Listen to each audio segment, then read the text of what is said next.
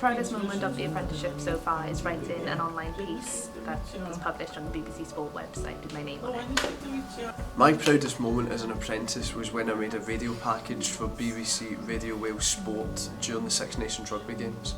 I'd probably say my proudest moment so far on the apprenticeship was having the opportunity to be a runner on Barking Hunt. It was very, very cool to work on the show. My proudest moment during my apprenticeship was when I was training in sound and I could finally do a lunch bulletin by myself. It was like a small victory, but it gave me the confidence to think, well, if I can do this, then I can do other things that look really, really complicated as well, like vision and directing and producing the news. So it was sort of like the gateway for me to finally see myself as a production specialist.